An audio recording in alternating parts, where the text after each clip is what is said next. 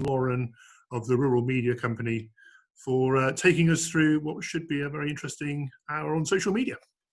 I'll hand back to you, Gabe. Thank you. Super. Thank you, Simon. So let's kick off. As Simon alluded to, we do the two people that we've invited to help us explore this journey of social media are indeed James Waddington, one half of Crafty Nectar, and Lauren Rogers from the Rural Media in Hereford, and who the project lead on Herefordshire's A Great Place project. Good afternoon to you both. How are you doing? All good, thank you. Looking at the sunshine, waiting until 5:30. No offence, yes.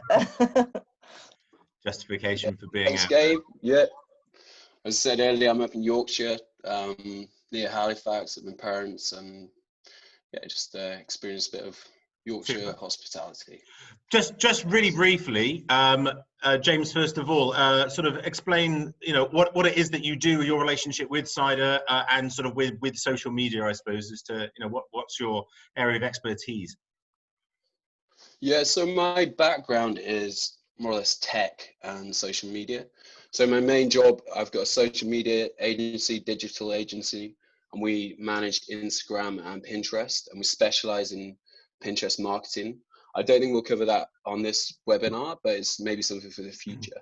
But I got into Crafty Nectar after moving from San Francisco to Bridport, where I lived for a year, and that's where I met Ed, and he's my business partner, and we came up with the idea of Crafty Nectar after visiting the stable a few times and experienced all the sort of cider styles around and all the sort of Devon, Dorset producers, and thought this should be online. Why can't we get these places in London? Ed was in London, and the access to cider was just terrible. There's nothing online really.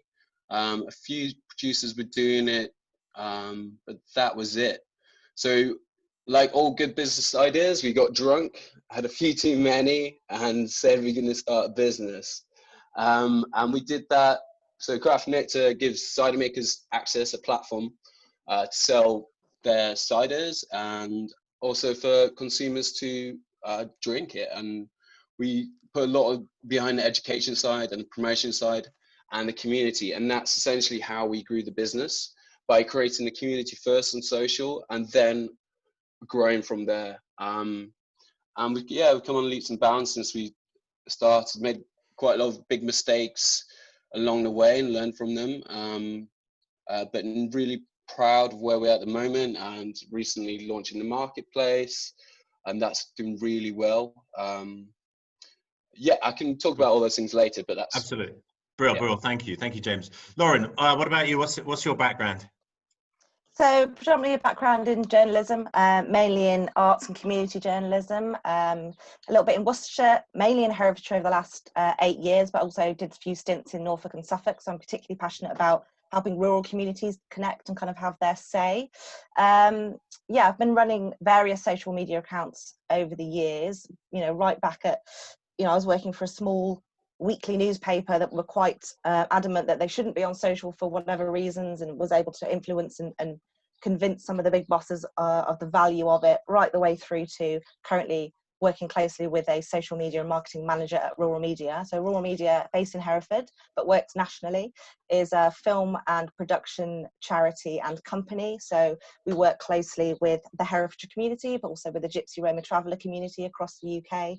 So again, like giving voice to the voiceless. And when it comes to Herefordshire and cider, I suppose, trying to champion the fact that it is an incredible asset. So the Great Place project that I lead at the moment is about supporting and sustaining the arts and heritage sector of Herefordshire, which has obviously been pretty knocked about and battered, as we all are at the moment. So a lot of my day-to-day work at the moment is working with the guys in theatres and museums who aren't so sure about where they're going to be in 3 months' time, and trying to figure out what 2021 will look like. And social media strategy comes into all of those conversations. So yeah, I'm really looking forward today. Thank you so much for inviting me to take part. Well, no, thank you for participating. Right, we'll dive straight in. With our lovely experts here. So the term social media gets utilized every day, all the time. Is there what is social media? what does it cover, and what are the concept of these different platforms that sit around social media? Does James or Lauren want to have a go at that? Nominated. Yeah. Well, I mean, social media can, I think what's really important from my point of view is that it's got to closely align to your own objectives, whether you're a producer or whether, from my background, a lot of informational websites. So we use social media as a brand awareness tool, and also to connect with community members who would then help us spread the message and reach to people who aren't currently being reached. If you are a producer and you've got something to sell, it's often used for something a little bit different. If your objective is to get people to you as a customer and get to that end point where they're buying something from you, you may be using social media in a slightly different way. I think they probably sort of all blew up in, what was it, 2002, 3? Before that, none of us were using the term social media, and we certainly weren't using it like we are today. We'll probably talk about the main platforms. There are the kind of the big three that people still refer to, which is, you know, Facebook, Twitter, and Instagram. But it's just always worth reminding you guys that, you know, things like YouTube, and there are lots of new social medias that are coming up. A couple of comments on them later I might make. Yeah. So yeah, there's a lot of them out there, but I think you don't need to know everyone inside out. You certainly don't need to use every single one of them. Absolutely. James, anything to add on to that? It's just the opportunities there. I mean, everyone's got one of these. Our lives are on social media, so the average person spends 3 or 4 hours on social media, and that's a big chunk of your day. And we need to be capturing their attention, and their attention's on social media. So through storytelling, and when we first started 5 years ago, there's no producers really sort of telling captivating stories online. Now there are loads, and it's come on leaps and bounds. We were more or less telling producers stories for them. That's how we grew. But now, yeah, there's such an opportunity there. Learn from craft beer, learn from all those different platforms that have utilized it well, visually, and also connecting with communities and to drive awareness. And that's at the top. You talk about funnels when you look at websites, and that's at the top of the funnel is the awareness stage. It's sort of learning about the product, learning about the producer, their story, and then educating them. It's all about educating them, and that'll eventually trickle down to purchase. You're not going to see it straight away. We can talk about that later, but it's just that trust and learning about their products and just being captivated. Cider's got so much to talk about. There's craft. I mentioned craft beer. They've only really got one story to tell, and that's brewing and the hops and sort of selling it. We've got harvesting, we've got orcharding, we've got growing from bud to bottle, and yeah, it's a whole journey that we should be celebrating. So yeah, what I see is sort of the gap in the market and where cider makers should really be concentrating. Yeah. So yeah. So what we have are, and we mentioned the big three, these three different, and they are very different social media platforms, Facebook, Instagram, and Twitter, that have different functions and different tools and can help your business do different things depending upon what activity it is that you want to do, whether it be to share a story, whether it be to sell something, actually physically sell something, to market something, to have a conversation directly with your consumer or your trade possibly. These are all things that you can do with your social media platforms. It's just understanding which platform possibly works best for you for your needs. So let's just dip in very briefly and have a bit of a review. In fact, just out of interest, let's do a quick show of hands for each one of you. For all of you, how many of you utilize Facebook for your business, let's say? So the majority of you. How many of you use Instagram? Again, a reasonable number. And how many of you use Twitter? Again, a handful as well. So there is a bit of an interesting spread. This is good. Okay. Well, look, why don't we have a quick look at Facebook, first of all, is probably the most ubiquitous of the lot. James, I know that you've done a lot of work via Facebook over the years. What are the primary, and we will say there will be the opportunity to take some questions fairly shortly. We thought it'd be good to get the outset of these different platforms out there first of all. James, what are the primary benefits or utilizations and actions that Facebook can provide? Yeah, I see. So Facebook's changed over years. They used to be really business focused, and if you had a page, it'd be easy to generate lots of likes and engagement and get your message out there. But the algorithm's changed, and the algorithm is sort of what Facebook level of metrics that they use to rank a post. So it used to be you put up a post, everyone would see that on your newsfeed, but now it's only 10% of your audience see it, almost less than that. It's because Facebook used to be community based and now they're business driven. So they want your money for ad spend to drive your likes on your page. And yeah, so it sounds a bit doom and gloom, but there are ways around it because they're pushing forward the community aspect. And that's really important.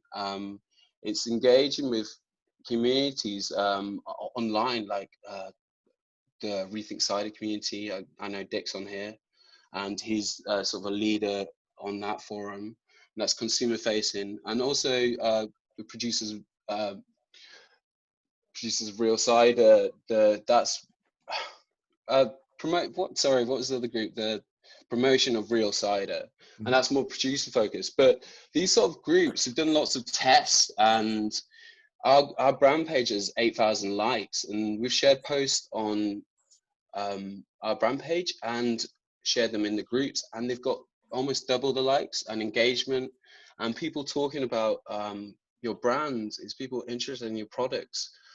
Someone might like your page and not necessarily engage in your products. So it's important to engage with these communities. Those are the top ones of cider, but also your local community groups, and invite people out to your orchard. I know you can't do it now, but they're talking post COVID-19, and engage with them and send them free bottles of cider, and just it's all about building that community aspect and driving engagement, and to beat the algorithm rather than paying for Facebook ads, which no one can afford at the moment. So, but there are these. So if it's about trying to reach directly to your consumer, to effectively, because the people around this room are ostensibly mostly cider makers or have some interest with maybe a merchant or such like, but it's about building a community, speaking directly to the consumer via putting posts up. But there are some other very basic things that you can do on there too, like the creation of events, so that it has you have a calendar, and also the opportunity to undertake some live broadcasts as well. So that it's very, very, very easily now one is able to broadcast to the entire world something that couldn't have been easily achievable even just a few years ago, and there's quite a strong power in that, and that's something that a lot of people, ourselves included, who are utilizing these platforms at the moment, and they're not too difficult, are they, Lauren? No, I think that, you know, with a willingness to kind of try a few things out and get involved, that they're not too difficult to use. You just have to put a little effort in up front. So there's some statistic about Facebook users in the UK. It's got the potential to reach something like 71% of adults in the UK, which would be nice if we could put all our products in front of 71% of the population. But the thing to remember, like James was saying, the algorithms are pretty tough, and they're driving more and more people towards the paid advertising. I think there are 60 million business pages on Facebook now, so it's pretty noisy out there. So I think always keeping in mind the content that you're putting out, which is basically the conversation you're having. Say if it was someone walking through your shop door, it's the conversation you're having with that person, but you're having it in a different space, a digital space. Yeah, predominantly Facebook is seen as a place to connect with friends and family, but that doesn't mean that the friends and family that I'm connecting with, for example, aren't promoting or chatting about or sending pictures to each other of the cider that they're drinking at home right now. I'm certainly doing it. That's something that my brother's always doing, tagging drinks on Facebook and showing people what he's doing in the back garden with a barbecue, etc. So there is absolutely a way, and we'll probably talk about the kind of the way you can use your community can help you as influencers. That's probably something we'll want to talk about later. But yeah, Facebook can seem a bit scary, and I think it's probably worth mentioning. Actually, Susanna and I talked about it when I popped in to get a couple of bottles at the weekend, that it can be quite nerve-wracking when you're about to press post, you're about to put those words out into the world. So take comfort in the fact that it can be a bit nerve-wracking if you're not used to posting on things like Facebook. And also just a warning against the vanity metrics, which is basically I've got 8,000 likes or I've got 10 million followers. It's just worth remembering, you could have a Facebook page with 8,000 followers, but maybe only 80 of those followers regularly engage or actually then go to convert to become customers. You may have a much smaller following, therefore you might only have 800 people following you or 40 people following you, but those 40 people are absolute advocates for what you do and the messages you're trying to get out. So try not to get too wrapped up and worried about numbers, I would say. It's about the relationship you're having with that community, which can take time to build. It doesn't happen overnight. But I would also say that there's a lot of advice and help out there that you can get for free, kind of how to set up Facebook pages, how to do a Facebook Live, that kind of thing. There's a lot of free guidance out there, probably a bit too much actually, because it might be difficult to figure out what's good and what's not. But use each other, and speak to those makers and producers who are quite confident and happy with Facebook, and kind of just ask questions of each other because we're all in it together. Super. Let's, and again, we will have the opportunity for all questions around different platforms. Let's just run through these three. If we scooch to the other end of the spectrum and talk about Twitter next. I'm sure that you probably all know what Twitter is, but just as a snappy little definition, do either of you have a succinct what Twitter is? Well, we used it a lot from a journalism point of view and from an information network point of view, and it's always been considered quite a B2B, quite a business-to-business platform. So at Rural Media, we certainly use the Twitter feed differently to how we use Facebook, YouTube, and Instagram, but it is still a way that we're directly connecting to the public. There's also some interesting stats out there that, from a customer point of view, if I tweeted a company and I wanted to give them some feedback, positive or negative, I quite quickly expect a response, which isn't always realistic if you're one person trying to do everything in your business. But that's just something that's come out of the reading I've done on Twitter over the last few months, really, about the fact that we're more and more wanting a kind of immediate response from Twitter. So you'll find that people post a lot more regularly as businesses. Again, at Rural Media, I think we connect with a quite sort of, I suppose, niches on Twitter more than we would on Facebook, which is a broader audience. So we're chatting and we have a community who are already actively interested in film and media production, people who are already actively involved in arts, heritage and media, which may not be the case with the other platforms. And do you think it's fair to say that Twitter can act as this narrative, this form of actual sort of communication, a little more personable and one-on-one, actually having a dialogue rather than, as you said, sort of pressing send and just pushing something out, that it is a conversation, it is sort of almost instant, so it has a different feel to it? Yeah, I think it definitely has a feel that there's kind of a human on the end typing in that message, whereas you might not get that as much with Facebook. That's sort of how I feel about it. I don't know if you agree, James, but you do feel if you're having a Twitter conversation or you're following someone's tweets, that there's a person saying that to you. That difference that you get with like TV and radio, you consume it slightly differently. Yeah, Lauren, that's right, and I think we use Twitter three ways really to engage with customers. We're using it quite a lot at the moment for sort of direct feedback, because there's a backlog with couriers, so it's on the pulse customer service. So it's quite a good customer service tool if you answer straight away. Another one is just speaking to, perhaps we used to be really active on Twitter, but we're trying to cover so many things nowadays. But there's a lot of really good conversations on Twitter with some new people taking over, like Dick. There's James Finch who writes for us, and it's about getting engaged with those conversations, talking about cider, what you're drinking at the moment, whether it's a hashtag Find Cider Friday, what 750ml bottle, what style, and get talking. And the third thing is we use it to talk to journalists, and we've been quite successful.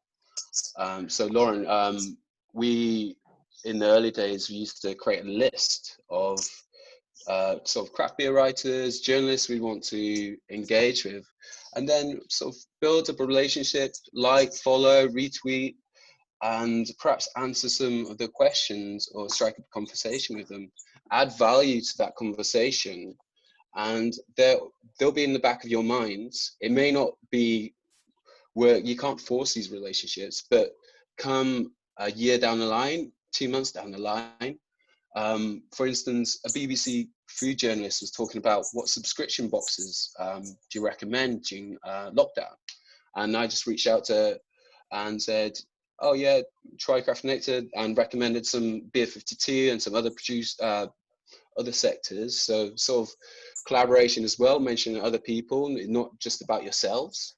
And yeah, we got featured in a BBC Good Food article, and that all started from a Twitter conversation. And I think there's a real crossover now. The craft beer writers are showing a huge interest in cider, and there's a real opportunity there to sort of create those dialogues and conversations, and yeah, just engage with them. Yeah. That's what it's for.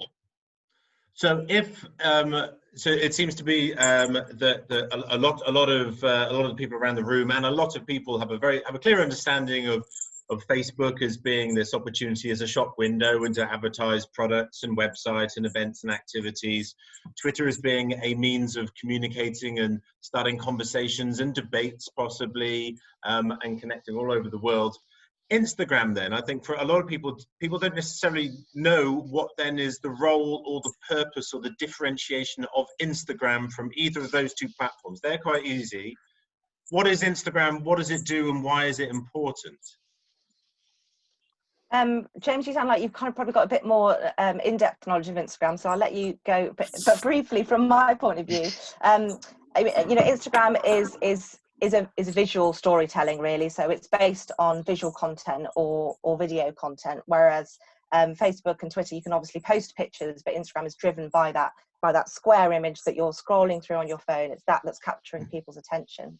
A big difference in terms of Instagram is how the public, because we'll all use these platforms as well, remember, I think they claim that something like 80% of their the Instagram users kind of are actively looking for brands to follow and actively seeking out companies, whereas they're not necessarily doing that on Facebook and Twitter, which is for connecting with people in slightly different ways.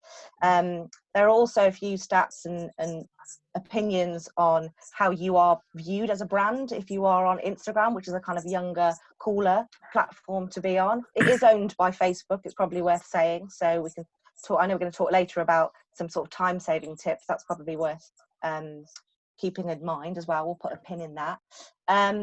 So yeah, James, you've probably got, no doubt, lots more insight onto Instagram. Yeah, like you said, it's visual storytelling. It's telling the main story of your brand. Cider making, if you're lucky enough to have many of you have your own orchard, and it's about going through that whole process from harvesting to, I mentioned already, just even fermentation. There's a lot of producers now putting some really good content out there, like Little Pomona, Ross, and many others, and they go through the whole journey, and it's a really good visual storyteller. And it doesn't need to be, everyone thinks, oh, everyone's really precious about their posts on Instagram. It's just putting 2 or 3 posts a day or 1 post a day out there. It's regular content, whether it's a picture of your cider bottle, whether it's user generated content, which we'll probably talk about later, or a picture of the cider making process and a video and at harvesting time. There's so many ways you can utilize it, but I think the key way at the moment is video and Instagram stories. One, because Instagram stories, it's the first thing you see when you log onto your Instagram account. So I'm constantly logging on and seeing stories from Little Pomona, and I instantly click on them. And once you get to 10,000 followers, that's the magic number on Instagram. You can click through directly, link to the stories. So there's so many ways you can tell a story on Instagram, and from Facebook Live, actual videos on Instagram, and even just taking pictures of your ciders. And the final thing is telling your customers stories. So we get a lot of customers. We've got Snap my cider on the side of the box, Genius hashtag, but it works. And if you take a picture, we'll retweet that or post it on Instagram, and they can win a free box. And that's free content that is really engaging, and it's valuable to users. And there's an element of trust there that this brand is recognized and cool and relevant. So yeah, there's so many things to talk about Instagram on. Yeah, no worries, we'll get there. The one thing I was going to mention is just an example of sort of as a user of Instagram, and both we use it as an organization, and I've used it for projects, but from a user point of view, I don't think anyone on social media necessarily wants a sales pitch. There's a bit of a kind of 80-20 rule that you should be kind of telling stories and sharing content, and then save the little bit for the sales pitch at the end, because that will turn people off, because that's just the way advertising works. But there was a cider maker who just before the bank holiday posted, it was a kind of, I think it might have been a throwback Thursday. Again, that's another hashtag that lots of people jump on. And it was a beer and cider festival, and it was a lot of smiley, happy people pretty close together in a crowd enjoying a festival. And I emoted with that. I thought, man, I'd really like to be at a beer and cider festival right now. So therefore I engaged with that post. I liked it. And what will probably happen now, because of the algorithms, is that more of their posts will start coming through into my newsfeed. So a little bit, I think, on Instagram as well to remember is kind of jumping onto what's fairly zeitgeisty right now. I think if that gorgeous picture of people sitting together in the sun was posted at the start of April, I probably wouldn't have had the same emotional response to it, because we were all a bit worried about getting together. But it's happened now towards a bank holiday, and our attitudes towards seeing friends and family are changing a little bit more. So yeah, there is a power in choosing the right content at the right time, which can take a little bit while to get used to. But yeah, like I said earlier, just kind of speak to each other and see what good practices coming out from other makers. And it doesn't necessarily have to be cider makers as well. It could be any kind of content, could be any kind of producers or businesses that you think are doing a damn good job on Instagram. It's worth just keeping an eye on them and seeing how they're engaging, how are they using stories, because it will work for different people in different ways. But it's always worth looking at other people to see what they're up to. Fantastic. Okay, look, well, there's still plenty more to talk about, and there's a few sort of key elements here. But if anybody's got any sort of burning questions at this point, please do raise your hand, and let's bring you in if there's something sort of quite specific that you have any particular interest in.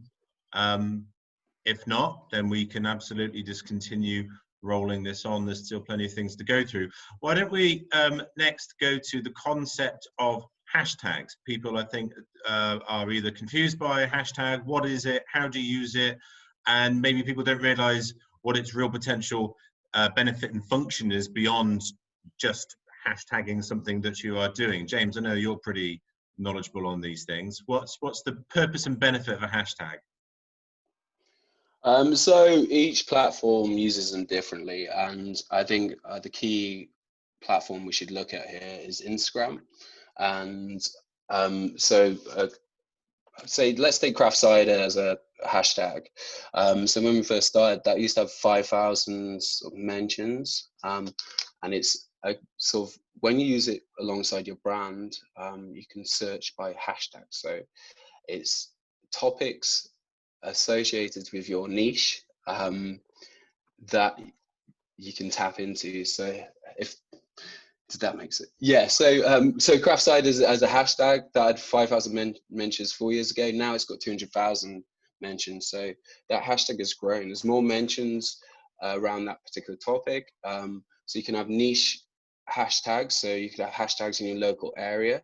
So it's a sort of key identifier. It's a, So it's like a sort of Lauren, do you want to search. take over? No, it's a search. It's another way and means of getting people, consumers or otherwise, who might be interested in the type of product or the type of thing that you are trying to say or convey, but who don't necessarily know that you as a business exist. They can't search for you if you don't exist. But with your posts, if you're utilizing this hashtag of craft cider, or apples, or natural fermentation, or Monday, or Lush, they can start to help find you as being something that they are interested in by your utilization of these different kinds of hashtags. So depending upon either whether it be relevant to a product or an action or a process or an ethos.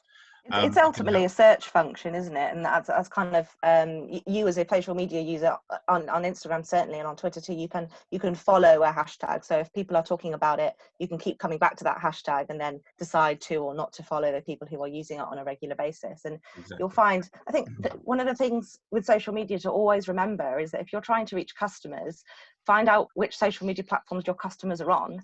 And if we're talking about hashtags on Instagram, what hashtags are they using on Instagram? You know, where are they?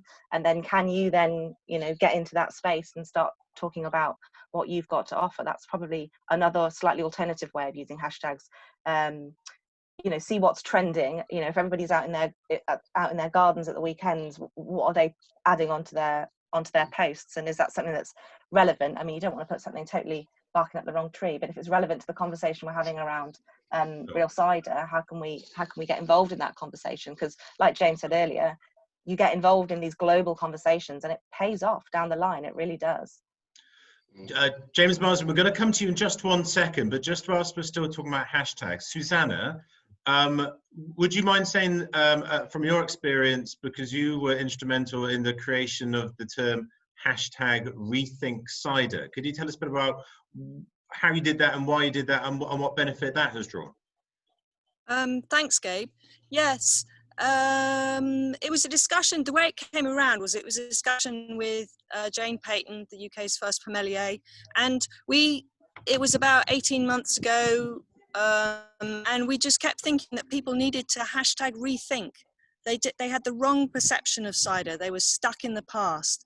And then, but it wasn't until we put the two together and hashtag rethink cider, and then we started using it. So yes, it's a really good way to encapsulate what you have said in whatever post, the angle depending on it, and it works actually across all platforms. But the fun bit, as Lauren was saying, is that these things go global.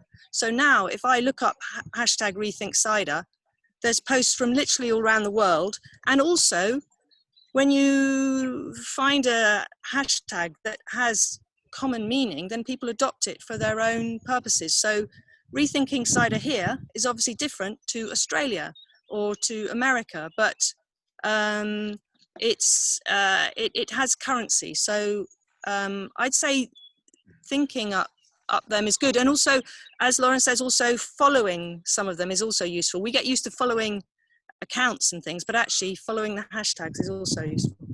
Marvellous. Thank you for that, Susanna. James Marsden, you have a question. I do.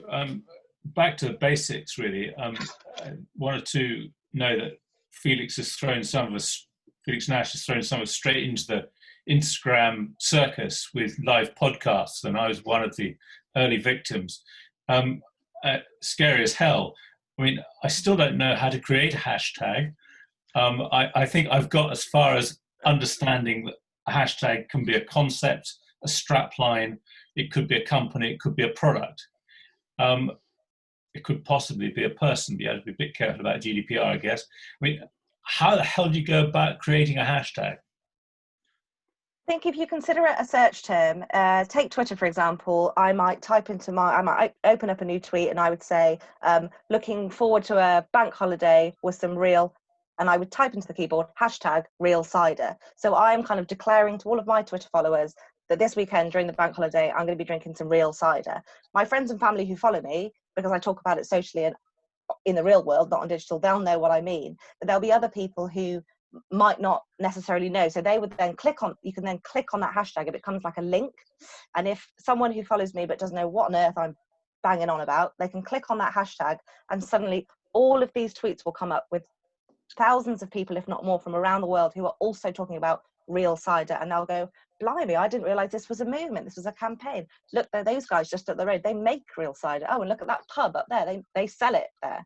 So it kind of opens people's understanding. So yeah, they can be quite complex, but maybe a simple way to think of them is a search term that you can kind of open the door and discover a lot more through. And James, in its most basic, in terms of how to create it, it quite literally is, you have the hash key just next to your next to enter on the keyboard. You press hash, and then with no space, write the term. No space. Even if it's several words together, you don't put any spaces in there. And that is, you have then created a hashtag. It doesn't necessarily mean that it's entirely unique. If you did hashtag James Marsden sat in his office in Muchmarcle, I very much doubt that anybody else has done that hashtag before. Have a search for it and find out. You never know. But if you were to hashtag find cider, then that will have been utilized by lots and lots of people. And you can see who are utilizing it, whether they be more producers, merchants, or consumers who are saying, I'm interested in finding out more about fine cider, or whatever it may be. So the creation is exceedingly simple. It simply is hash and then whichever term or a sentence that you would like to. One of the other ways that sorry, James. Sorry, no, go. One of the ways I've used it is if I've not been able to attend an event that might be happening anywhere in the world, I know that event has created their own hashtag. So I don't know if, CiderCon, for example, might have had exactly that as their hashtag, who knows? I didn't follow that one last year. I can't be there, but I can kind of engage with what people are saying about that event. And there may be somebody who's sort of live tweeting what's happening at that festival or that gathering. And that's a way that you can kind of remotely engage with that, which is really valuable as well.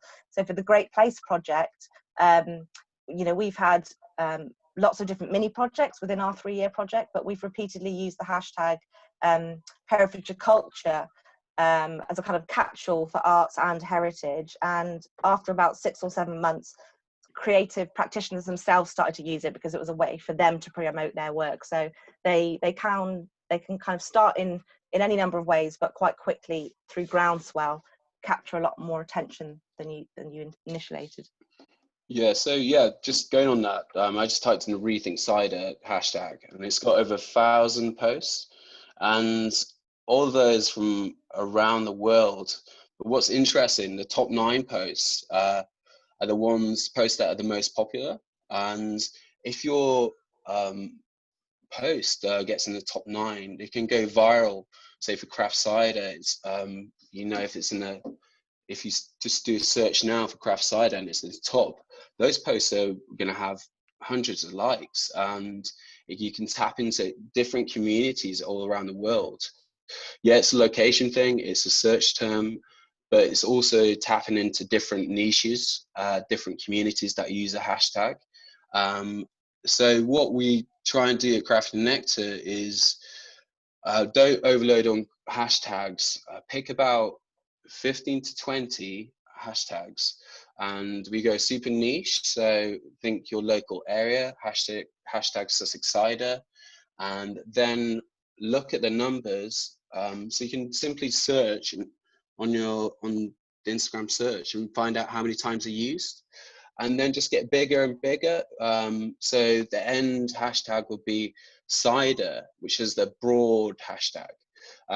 So you're going from a narrow audience to a broad one, but you might suddenly your post might go trending on the hashtag cider, and you're global. So it's a good strategy to use different hashtags from a narrow audience to a broad audience. So okay, so if that covers the concept of hashtag and how you could be utilizing it from a function of searching, but also putting a product out there.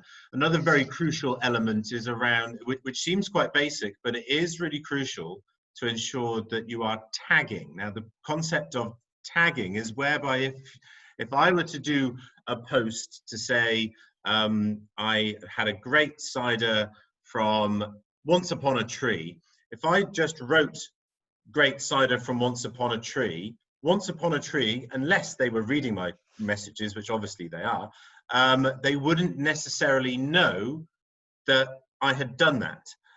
If I had tagged at Once Upon a Tree, so that their handle, as it's called, on Facebook, Instagram, or Twitter, and for each platform, they won't necessarily be identical, just to be aware. If you tag that person in, then it makes them aware that you have talked about them and that they will then potentially engage with it. And that engage might be a like, it might be a comment, or it might even be a share. And what that does is it then creates connectivity between you and your followers and the followers of the person that you have tagged in. So whenever you are talking about somebody else, don't just put their name, put their tagged name in there, because it starts to create the connectivity, which is what these social media platforms are all about linking with new people and new places that you wouldn't necessarily get the chance. It's about being absolutely gratuitous in tagging in somebody who's got way more followers than you do to try and, if not steal a few across, but to gain a few extra ones. Any other extra comments on that, you guys? No, just to say that tagging is relative to all the social medias as well. Yeah. It might work slightly differently on a couple of them, but I think for these big three that we're talking about, it's the same thing. So you may use I think it's the @ symbol for all of them. Yeah, absolutely. Yes, go on, James. Shall I jump in? Yeah, it's so important. it's really important.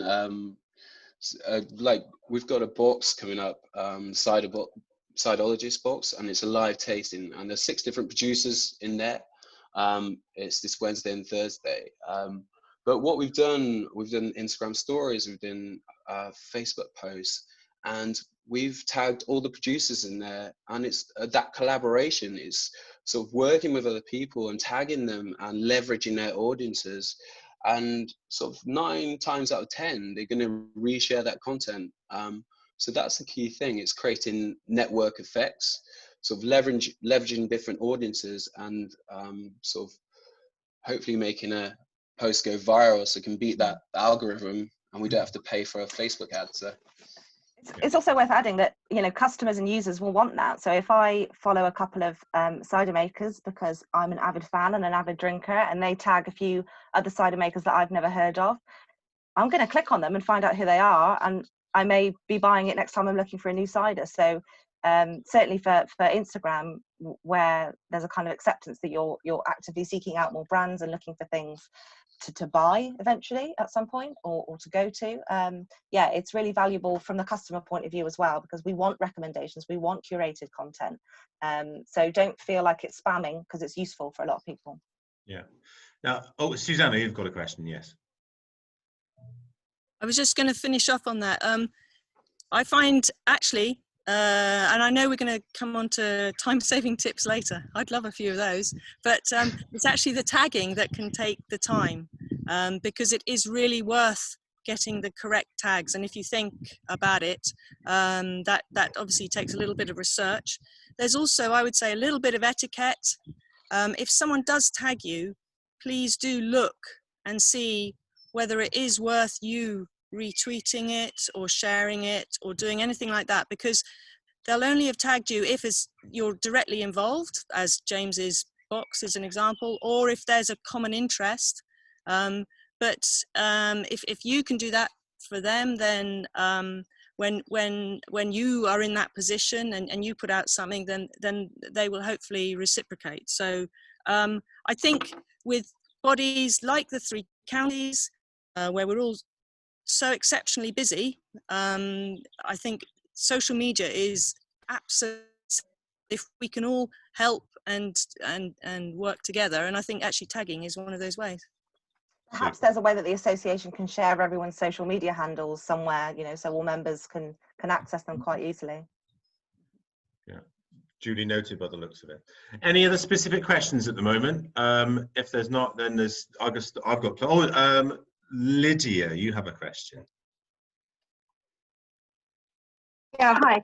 So I use Facebook, Twitter, and Instagram, but I create my posts on Instagram and then share it to everything else. So the posts are always identical on all of those platforms. Should they be different content for each platform, or I was just trying to save time because it's tedious, isn't it? But yeah, I think we probably need to talk about the time saving next, because it's let's do that. Let's do that now. So it's obviously it's one of the things that is off-putting around social media for so many people, is that it can take up a large amount of time, especially if you feel that you should be utilizing every single social media platform out there, which may not be the case as it happens. But for people who do want to try and cover all bases, what are the easy ways? What are the shortcuts and the sort of the top tips of trying to make it as easier and a quicker process as possible? I don't think there's necessarily a silver bullet for it. I think what's probably worth starting with is if you kind of sit down and have an audit of where your social media is, what platforms you're on, if it's reaching customers in the way that you need it to, whether it's brand awareness or contributing to sales, for example. Having an audit is no bad idea for a place to start. And if you find that a lot of your Instagram posts are helping you reach that objective, i.e. it might be driving traffic to your site that then buys a box, for example, or it might getting people to your tasting room before the lockdown, there's a little bit of acceptance that's worth the time. It's worth the, you know, it's got a high what are the letters I'm looking for? ROI, they're the letters I'm looking for. There's a little bit of acceptance around that, because it can be a bit of a slog when you're new to social media, because there's a little bit of understanding, and it can take time to figure out how to do the tagging and where you should put hashtags and what you should use. But there are some really, really nifty time-saving tools out there. So we use a couple of free tools called Hoots. There's one called Hootsuite. We actually at Rural Media we have a paid version, because there's about 12 different branded accounts, if you like, so it makes sense for us to have a paid version. But you can have a free version, and there's also something we use for Instagram called Later, which is again another way that you can schedule, because I just think scheduling is the key. Our social media manager every Friday morning sets aside 3 hours to do the schedule posts across, like I said, those 12 different accounts. And it feels like you might be wiping out a Friday morning to do that, but it means for the next 2 weeks, 3 weeks, she's got regular content going out. It doesn't mean that she's not touching social media for the rest of that fortnight, and she's, you know, you can be very responsive, and you should be, because we've already acknowledged that Twitter is, for example, a platform where you want to be constantly able to have a chat to a customer if they tag you or ask you a question. But to ensure that you've got a kind of regular, steady stream of decent content getting out there, scheduling is your friend, believe me. So, sorry, just to ensure anybody who is uncertain, the concept of scheduling is whereby you could create, let's say, you could create 5 posts, but by utilizing the scheduling function, you can state exactly when it is that they go out. So rather than, let's say, once every day having to dip in and go into your social media and do it and then do it the next day, you could, in a concentrated time period, do 5 posts very quickly, feed them into the scheduling function which exists within these different platforms, and then you could be, well, that's me social media done for the week. And that could, you know how we often like to feel like we can do things in projects and chunks. If you're that way inclined, then utilizing the scheduling is maybe a better, a more effective and easier way for you to utilize the social media, rather than the slightly more ad hoc. But it depends. I say for Twitter, where it is a bit more reactionary, possibly, if you are utilizing Twitter as very much a more conversational, then that's a bit less likely. But Lydia also made reference to the fact that by utilizing on your Instagram platform, when you are about to press go, you do have the opportunity to link and to send that post that you've done from your Instagram profile to a connected Facebook page and to a connected Twitter page too. So you can sort of kill 3 birds with 1 stone if you're utilizing all 3 platforms. Just to consider again, though, that the tagged names that you would have used in Instagram don't necessarily are the tag names on another platform. So for example, on Instagram and Facebook, I am at Siderologist, but on Twitter, I'm at The Siderologist, and everybody will have frequently slightly different differentiations to their tag symbol. So if you are spreading across different platforms, just be aware that you might need to go in and edit and tweak, which can be a bit of a pain. James, any other sort of top tips, time-saving measures?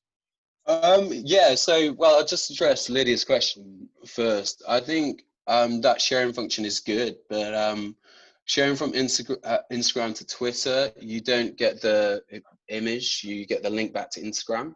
So it's not as clean, and you don't get the whole, it's not the best experience for the Twitter user. So I'd avoid the Twitter share. On Instagram, when you're sharing to Facebook, I'd copy and paste the link and then insert that on the post when you're just about to share. Because you don't normally put a link in the Instagram post. You say click on the bio and add a call to action there. But if, like you said, we're all short of time, if that's the last resort, hit that share button and get that message out. But yeah, scheduling saves so much time. I've only got half a day each week for Craft and Nectar, and I sit down, answer all my emails, block out 3 hours. And what we do is Ed takes loads of photos, whether it be from the producers, the box that we've got, the new cider selection, and he sends us all over to me in a sort of a Dropbox file.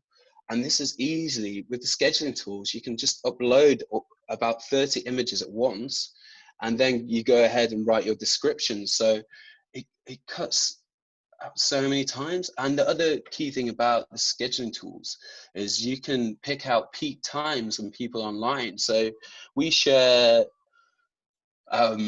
so around lunchtime, 12:30, when people are on lunch breaks, 5:30, when people are going home commuting. So when everyone's looking at their phones, and around 8 o'clock at night, it's when people are watching TV, watching Netflix, but they're also looking on the phones.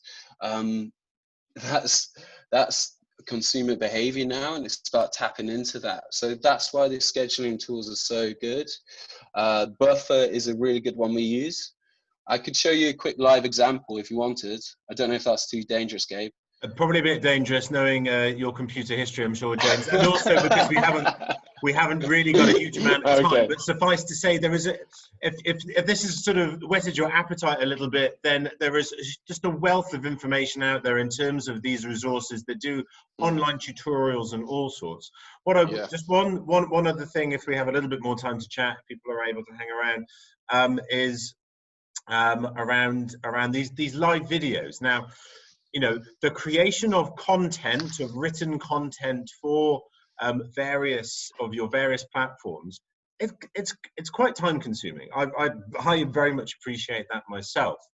And so increasingly easily is the opportunity to either post videos or with the live function. Now, consumers love to understand who makes their cider, where is it made, and the behind the scenes, as it were. The consumer gets to see the bottle, and they get to taste it, and they get to look at your website and see your pretty pictures, but there's nothing quite like actually physically seeing something. And to be able to have a live discussion with somebody is even better. So I've been, prior to 8 weeks ago, I'd never done a Facebook or an Instagram live broadcast. In terms of the functionality, they're ridiculously easy. It's quite literally press a button. It's as simple as that. You are then on screen and have to say words and do things. But you know what? Because of everything that's happened, the want and the desire for people to actually sort of see people and hear them talking has been enhanced, because we're not able to have the connectivity. And my perception is that there is a forgiveness on oneself as the person who's creating the broadcast and on the viewer, that it doesn't have to be perfect. It doesn't have to be polished. The background doesn't have to be, the lighting doesn't have to be perfect. Yes, you want to try and make it as visually appealing as possible. But if your child does come through the door and says something to you, actually people are quite enjoying the fact that there is a normality, and it is very, very relatable. You don't have to be perfect. You can be human, and actually people are relating to that. So I would say, for anybody who is interested but is a bit nervous around doing a live broadcast, try it. Try it. You might be surprised as to who it reaches. And the advantage of doing it via Instagram is that you get to have a two-way conversation. It's a nice bit of functionality that you have in Instagram that you don't have in Facebook, that you can call somebody up onto the screen and you can be having a conversation with somebody for everyone to see. And that's something that I've particularly enjoyed doing. We're rapidly running out of time, everyone. Are there any sort of final sort of key questions that anybody had on a specific item or topic? Looks like you're all, oh yeah, Simon Gibson first and then Simon Day. One of the things we'd noticed when we first started doing the online sales on Facebook, we were hitting 10, 11,000 people, both with organic views and with paid views. Once we created the web shop and we started to link people to the web shop, even though we were then paying for adverts to be continued, our reach was dropping massively. I mean, we were down at some points to getting like 50, 60, 70 people over 2 or 3 days seeing some of our posts. Is there a better way to generate traffic? Because obviously you don't want to be going through the ads every time. The ads aren't doing enough. For the money you're paying out, you're not getting back up to those initial kind of numbers we were getting. We were at best hitting around 2,000 now, which is 20% of what we were seeing 8 weeks ago. I presume that means the conversion has dropped as well, so you're not seeing as many. Yeah, I think it's tough. I mean, I don't know what James has got to say. I think the goalposts move quite a lot on these kind of big social media platforms. Facebook certainly moves the goalposts fairly regularly, which is very helpful.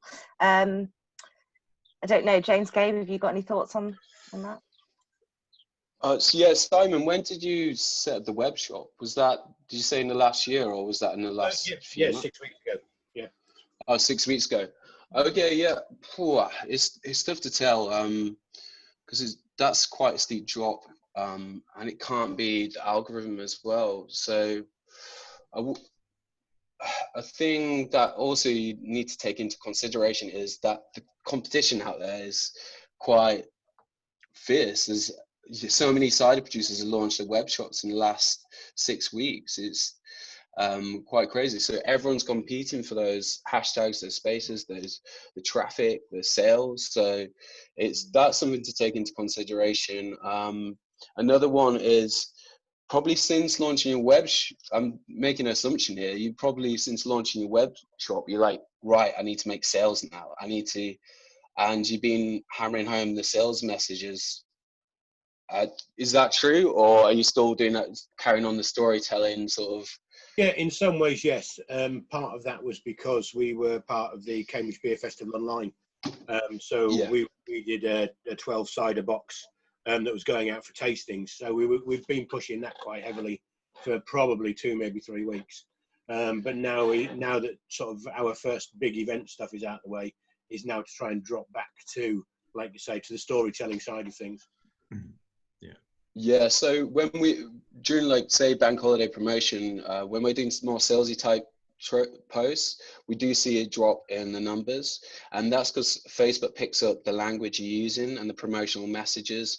So it's good to have a good balance of posts. So maybe about how your site is made, the community, and just try and have that balance, keep it 80-20 in favor, what Lauren said, more about your brand and storytelling rather than those sales posts. But that's not to say on the storytelling posts where you're talking about cider, you can't have a call to action on the end.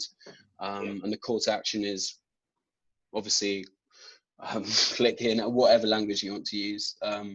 Lauren, do you have any insights or? No, I'd echo that as well. I think this, keeping in mind that, certainly on Facebook, a user is looking to those behind the scenes messages, that little glimpse of who's making it, why they're making it, where they're making it. That is really strong. So perhaps over the next fortnight, you could trial a bit more of that kind of content and see if that has a change in who it's reaching and how they're engaging with that web shop. That might be worth a bit of a test, a bit of a trial. With all things digital, you've got to give it a little bit of time to kind of sit and see what happens with it. You can't draw too many conclusions from 3 days of data, so you do have to be a little bit patient and see if it works out. I know that's not easy and can be frustrating, but I'd recommend that. Okay, thanks. Thanks, guys. Simon Day, you had a question. Yeah, thank you. Paid for advertising. Have you ever done it? Would you ever do it? Is it worth it? When would you do it? We haven't. I certainly have, and I've used it across all the platforms for various things, but I've not used it for product selling. I've used it for event ticket selling. So it's probably not as, I think my experience here probably isn't that relevant. I don't know if, James, you've got more insight, because I think you've got more experience with this. Yes, and yes, but Simon, you need, Lauren mentioned it, and it's about the testing. So you need a budget, and that budget has to last you 3 months. That's the basic testing phase. Say it's £500 you put towards that 3 month phase. You have to, so what we do is we test about 50 different images of your products, and then test the messages alongside them, and then see which works. If it's not working, take it off, and then analyze the results. I mean, there were tools that I can mention that really help you after this, that can do that for you and analyze the data, like are people clicking, are people interacting, and then you can sort of, it's called A/B testing, so testing different variations of your copy. So that'll be how you sort of talk about your ciders and the message behind them, but also is image based as well. It could be just down to the image, and we found that we've used the same copy and it's been down to image, and that's resonated more with people, and they click through and bought. So unfortunately with these things, if you're going to test ad spend, you have to spend at least 3 months testing, getting that data, looking at your analytics and seeing what works and doesn't, and then it's that whole testing period. So a good book to read outside this is called The Lean Startup, for anyone, and it's about user testing and learning from your results and constant feedback and striving for the best. So yeah, and I know this isn't a Google Analytics webinar by any means, that's like a whole other topic, but it's probably worth just at some point having that conversation as an association about how you're using Google Analytics, which basically will help you track if you're paying for advertising on Facebook for a certain campaign over a certain period, those 3 months for example, then you use your Google Analytics to actually measure that, and you see if that 500 quid has done anything. Are you done what you needed it to do? That's probably really key as well, because you don't want to be spending money and kind of not really knowing if it's helped you reach your objective at the end of the day. Super, Thank you. Brock, you've got a question.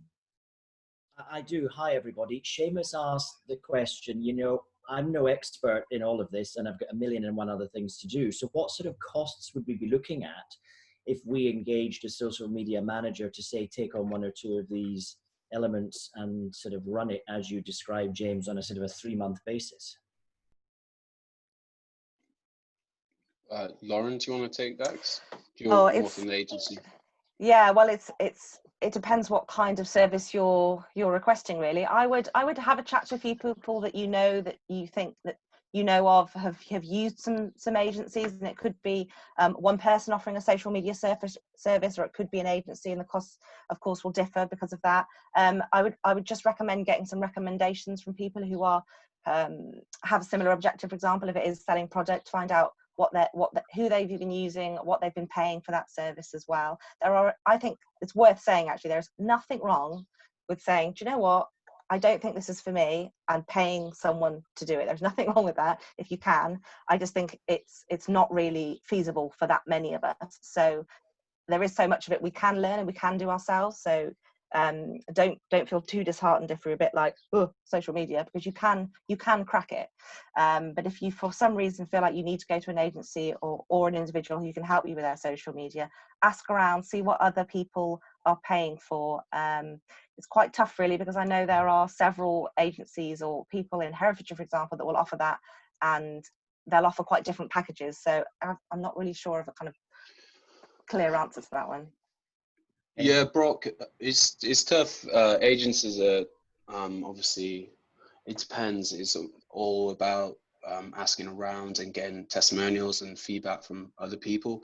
But the best thing is to go at it yourself for a while. I know that's not the answer you want to hear, but the stuff that we talked about, like the Facebook Lives, there's shortcuts to connecting with the audience that we should be utilizing and getting in front of people. And also collaboration, we mentioned it before, it's making a connection, friends with the cider makers and talking about their products and working together.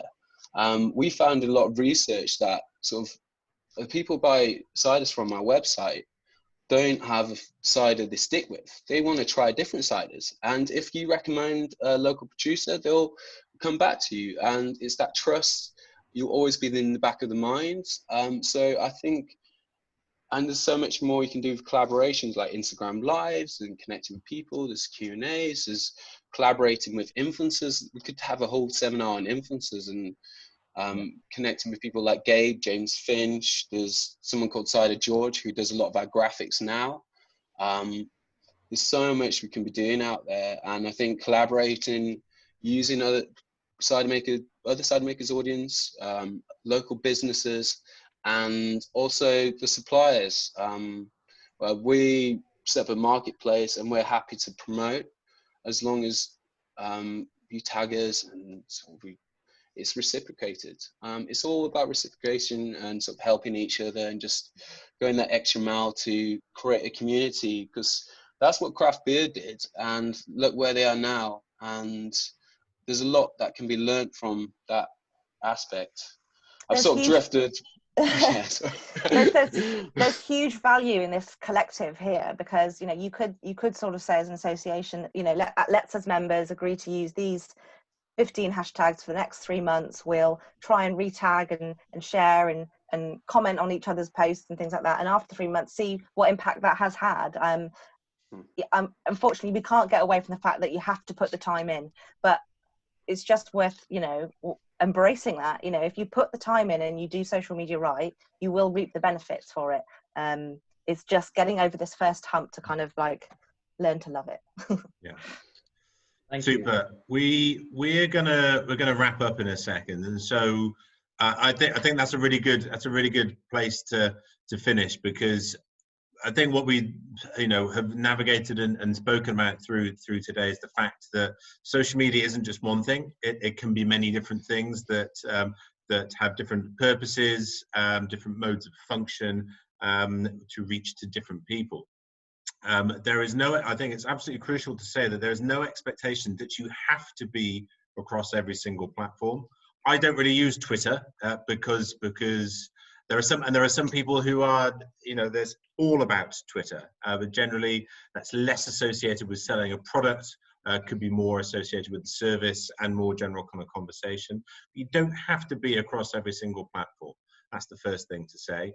And if you want to just simply replicate from one platform to another, there are some quite simple ways of doing that. So you don't have to do things in triplicate, but it's also making sure that you actually maybe slightly enjoy this and try and have some fun with it. And if that comes more from one platform than another, then do that. Don't force yourself to go down a route that you don't enjoy, because you'll be less inclined to do any of it. So start on something that you really do enjoy and get into it, whether it be more written word or whether it be more image-based. That's the joy of Instagram for me, is that you just take that image can tell that story, or whether it be via a platform whereby you can do more of a communication. And video, I think, is a whole other thing. And Lauren alluded to the fact that YouTube would very much be included as a part of that social media. And the final thing I think that's absolutely crucial, and this really is your shop window And not only is it trying to sell your product, but it's selling your ideology and your ethos as a concept. So really allow your personalities to shine through. Don't sanitize it. This just be raw and be real. And do it from the places where you are now, whether it be your office, whether it be, you know, James has got the lovely old millstone out the back. Susanna's out by the orchard. Brock's got a beautiful orchard there in Putney. Nice. That's quite impressive. And you know, just allow your character and your personality to shine through, because people will really, really engage with that. And whether it is, you know, with that communication, or whether there's hashtags like Simon Gibson is based in Cambridgeshire, that, you know, really, really go to town on the fact that you're not from the West Country, and that these are ciders from a different place, of a different style, and actually connecting to some people based more around the fact that you are local to them, and that's what interests them, maybe more than just because it is a cider community. There's a Cambridgeshire community possibly. So it's about understanding what options there are, what works for you, what do you enjoy, and what could you push out on some kind of semi-regularity. One of the crucial bits is you've got to try and commit and give it a bit of a go. If you do one post every 3 months, you're not going to get any benefit, and if you don't get any benefit, you're probably not going to want to do any more posts.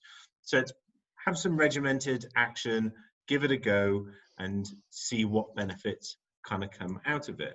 And don't be afraid of it. Do some research and try and get it wrong, as we all do, and learn and try again.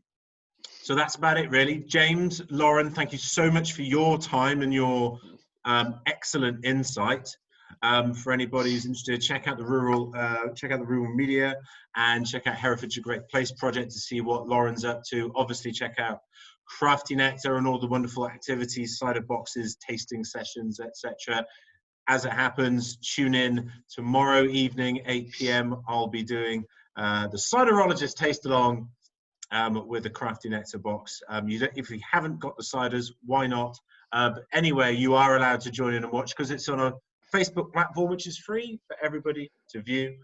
On behalf of the Three Counties Cider and Perry Association, thank you all for attending. If you're not a member, maybe consider signing up. It's only 15 to 20 quid a year. I forget. I should check out my standing order. It's not a great deal of amount, and you get a great deal of benefit and support from the association, furthering our small little bit of cider sector. So, good evening to you all. Have a lovely evening, and we will see you for the next webinar. Details coming out very soon. Thank you, and goodbye.